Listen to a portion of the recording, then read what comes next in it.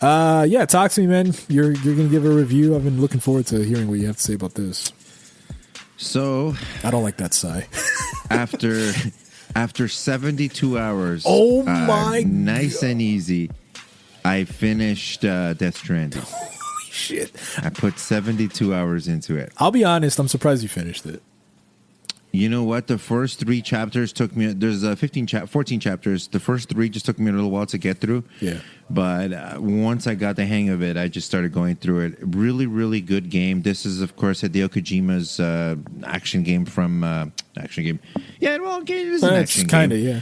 Yeah, from 2019. Although this is the 2021 director's cut on the PS5. Just. You know, it's been joked around that it's a walking sim, and in some ways it is. It's a, supply managing game where you have to watch the weight of things and the status of things, of packages and things like that. But there's this whole crazy story that spans, real life and what is real life and otherworldly things. Really, really good. Norman Reedus is, of course, the main guy, but the game does a lot of things right. It's got a pretty decent shooting aspect to it.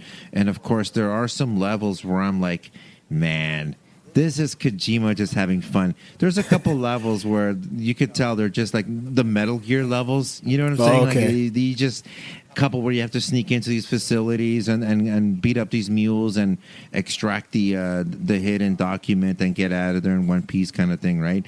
But for those levels, like you can just tell, even just the music that he selects, it's very Kojima-ish Metal Gear, if you will, okay. right?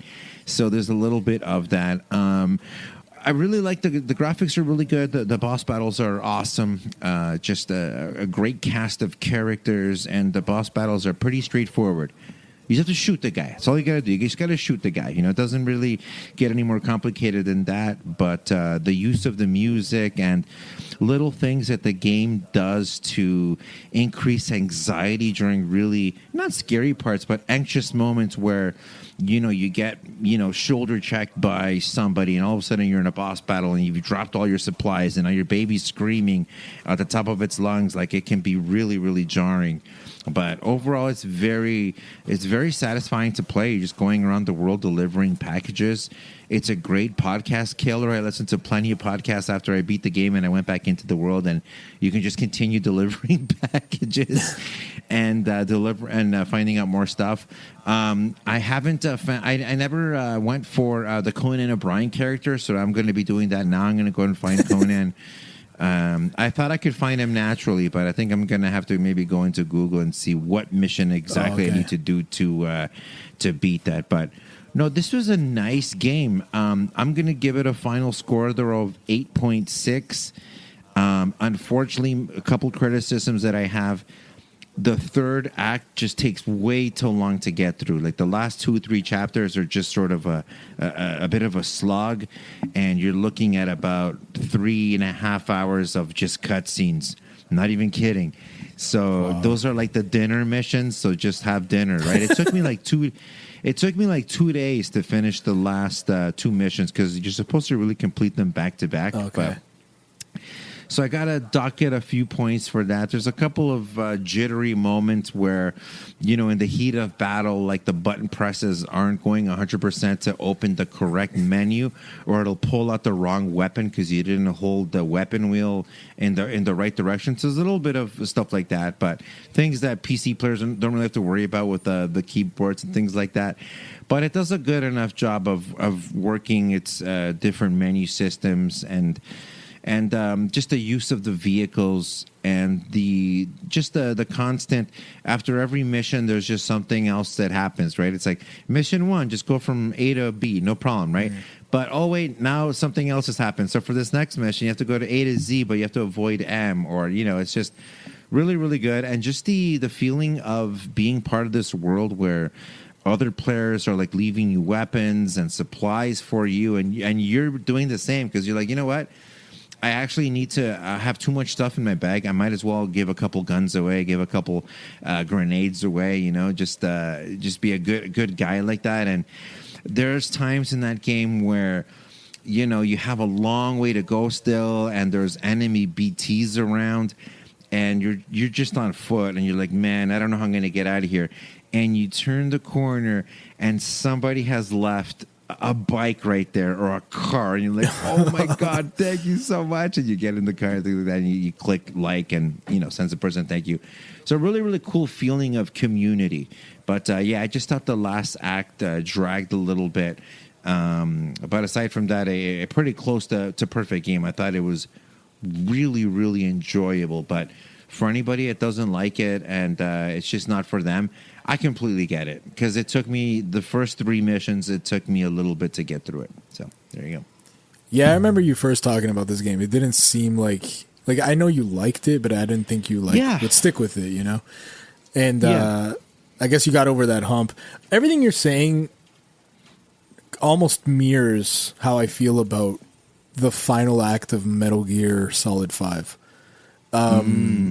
Interesting. Because once you roll credits in that game, it's not really the end of the game, and I hate when games do that, because it's like, man, you hate when games do that? I hate it, because why roll credits? I feel like it took so long to get here already, and now I got to find out that there's more. And yeah, I remember after the credits, there is more to see in terms of the story, but the missions that you're going to do now are just harder versions of the missions you did up to this point. Right. And I'm like, yo, I don't need this, because there are similar things to the BTs and Death Stranding in Metal Gear 5. I forgot what they're called now. But they're stress inducing, and they don't go down easy, and God damn it. And Kojima just decided to throw them all over the third act. And I'm like, fuck this, man. Right. But it's, I still did it, but reluctantly, where I'm like, man, I like the game a lot. I want to see the end. I want to see it to the end. But I'm not super enjoying it the way I was in the beginning. So... Mm-hmm. You saying that kind of mirrors that for me, and it's made by the same guy, so I don't know. Maybe something to be said about that. But one of the Hideo Kojima isms, because he gets criticized a lot, right, as being one of the biggest video game icons in the world. Mm-hmm. You are going to have the critics, and sometimes the criticism is he's great at making the game, but he doesn't always know how to wrap it up. Yeah, just wrap it up, son. It doesn't need to be this 5-hour marathon. Just tell me the end. Right. I kind of like this, but he recently posted a picture of himself stressed out on a chair, and he was really transparent about how the game he's working on, I think it's Death Stranding 2. Death Stranding 2. Sony, I think, wants him to wrap it quick. And he's just transparent. He's like, I'm super stressed out. This is the worst part of making a game. It's the end when you got to polish everything, and there's crunch and all that. And I appreciated that, because I feel like a mega star like that, to say that, really kind of puts into perspective how hard video games are to make.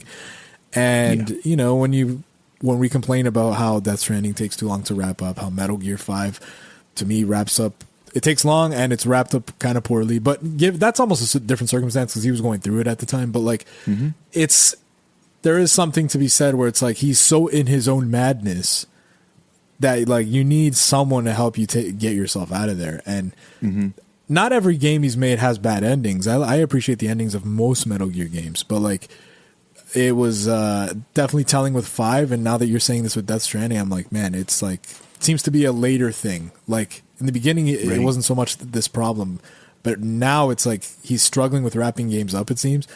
And now I see this post from him, and now I'm thinking about how he's announced 3 games all at once. And it's dude, you one at a time, dude. You're working on Death Stranding 2, the Xbox game, and then I think Fizzant, which is a return to the stealth genre. So it's kind of like Metal Gear again, but he kind of wants to end his career with that or something. And it's dude, you got to relax, man. You're technically an indie, it's not you have the money, sure, but it's not like you got this elaborate team. At least I don't think you do. Just chill the hell out, dude. But that being said, are you playing Death Stranding 2? Are you was this enough to get you pumped up for number 2? Yeah, I'll definitely get Death Stranding 2. And one of the interesting things about that game is everything that we've seen so far sort of looks completely different than the first game. Right? Yeah. Of course it would, right? Insane. It wouldn't be a Kojima game if they're oh, you're used to this? Now I'm going to change it all up. So it's interesting to see. They've built a great world. It's a nice big world full of beautiful mountainous areas, dangerous parts. You really spend a lot of time in that game alone, as you saw when you played a little bit of it. And the world doesn't really get popularized at all because there's all these BTs running around, right? So who knows? Maybe the second game you might see some more people out there, trying to live their lives normally and things like that. But it seems to be that it's going to be a slightly different story, but it's wild. It's a crazy, nonsensical story that, I still had to turn on the YouTube, Death Stranding story in 30 minutes just to make sure that I got all the beat points out of the thing, right?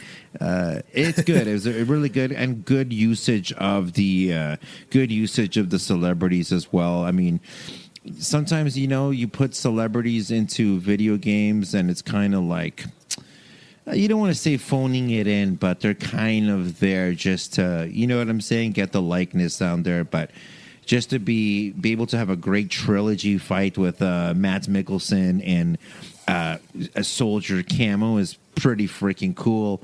And it's a great game. It's a nice, easy game to pick up and just the right amount of nonsensory.